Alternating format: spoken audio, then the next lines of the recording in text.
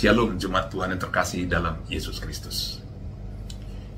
Kiranya Tuhan memberkati dan melindungi kita di dalam kehidupan kita. Kita akan mendengarkan firman Tuhan, tetapi terlebih dahulu kita bersatu dalam doa. Damai sejahtera dari Allah Bapa yang melampaui segala akal kiranya memelihara hati dan pikiranmu di dalam Kristus Yesus Tuhan kita. Amin.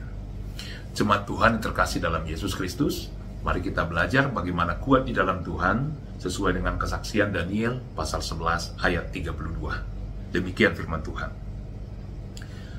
Dan orang-orang yang berlaku fasik terhadap perjanjian akan dibujuknya sampai murtad dengan kata-kata licin. Tetapi umat yang mengenal Allahnya akan tetap kuat dan akan bertindak.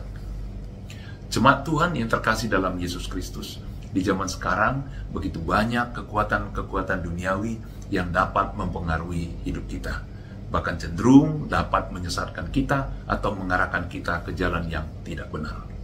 Sebagaimana penglihatan terakhir dari Nabi Daniel ketika dia berada dalam pembuangan, dan belum lagi pergumulan di pembuangan selesai, ternyata akan ada kesulitan yang lebih besar lagi yang dapat menyusahkan kehidupan umat Tuhan.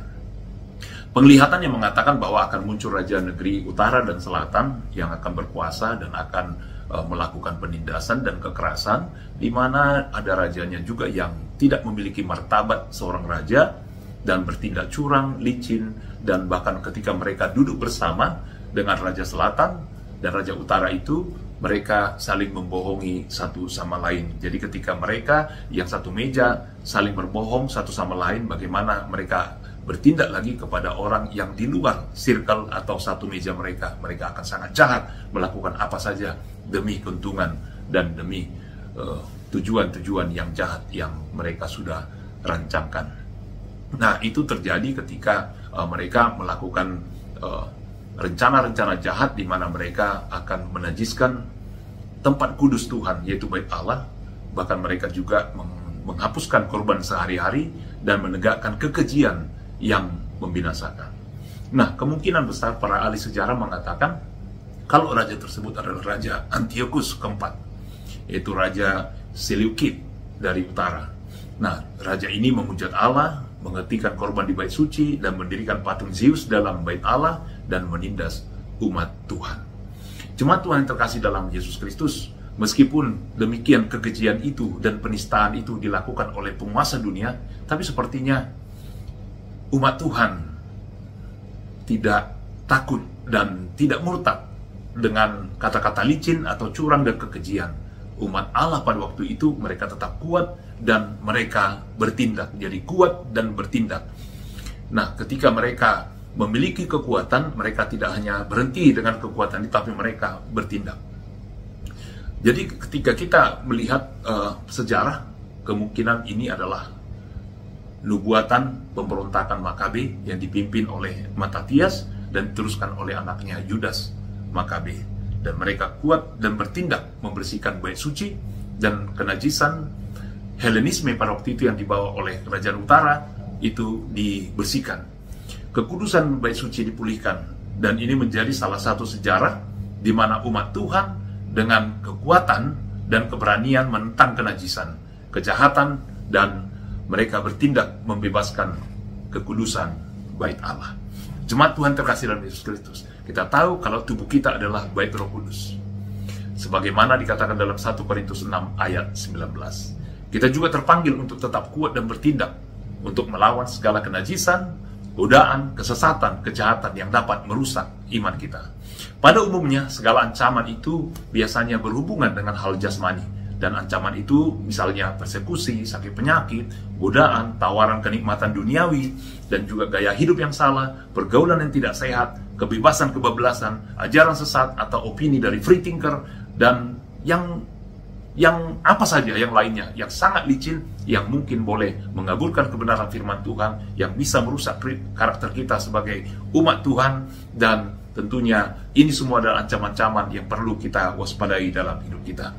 Dan kita tidak perlu khawatir akan hal itu, karena kita sudah diingatkan pada kesempatan ini, kita tetap waspada, di mana kita adalah sebagai anak-anak Tuhan yang sudah ditebus oleh Yesus Kristus, dan kita akan berhikmat tetap kuat bertindak melawan itu semua. Jadi apa yang perlu kita lakukan yang pertama adalah memelihara iman kita dengan selalu mengkonsumsi firman Tuhan setiap hari, sehingga kita tetap kuat, sehat dalam iman, dan kita berhikmat menghadapi apapun. Yang kedua, kita tetap berdoa kepada Tuhan supaya kita tetap terhubung dengan Tuhan, sebab kita lemah dan mudah diserang. Itu sebabnya kita membutuhkan pertolongan dan perlindungan dari Tuhan.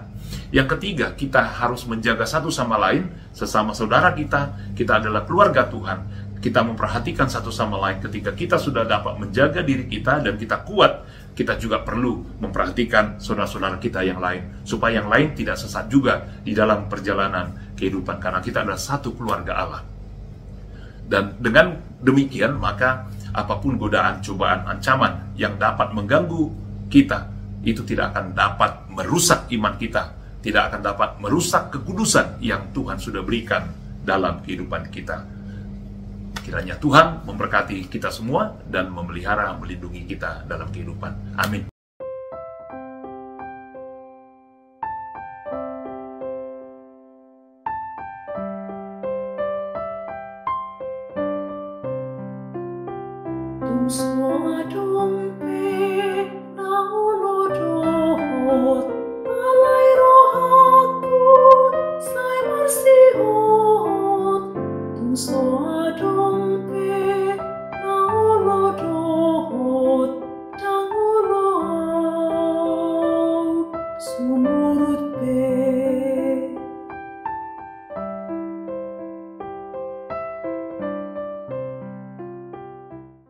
Mari kita berdoa. Bapa di surga, terima kasih Tuhan atas firman-Mu yang berikan kekuatan bagi kami untuk menghadapi segala sesuatu, ancaman, gangguan, hambatan yang dapat merusak iman kami, hubungan kami dengan Engkau, bahkan dapat merusak hati, pikiran, dan perkataan perbuatan kami. Kami percaya dengan firman-Mu, Engkau menguatkan kami. Berkati kami Tuhan dalam kehidupan kami. Kiranya Engkaulah yang memelihara hidup kami, seluruh jemaat-Mu Tuhan berkati, Tuhan lindungi yang berulang tahun bersyukur, yang sakit Tuhan pulihkan, yang dalam duka cita Tuhan hiburkan, yang sehat, kuat, dan bersuka cita, kiranya semua bersyukur dan setia kepadamu. Berkati gereja-Mu ya Tuhan, di dalam kehidupan, dalam pelayanan, dan di dalam rencana-rancangan ke depan. Kiranya Tuhan memberkati semua pelayanan dan kehidupan jemaat-Mu dan pelayan. Terima kasih Tuhan atas kebaikan-Mu. Di dalam Yesus Kristus kami berdoa dan mengucap syukur. Amin. Anugerah dari Tuhan kita Yesus Kristus dan kasih setia Allah Bapa dan persekutuan Roh Kudus kiranya menyertai-mu sekalian. Amin. Shalom bagi kita semua. Selamat beraktivitas. Tuhan memberkati.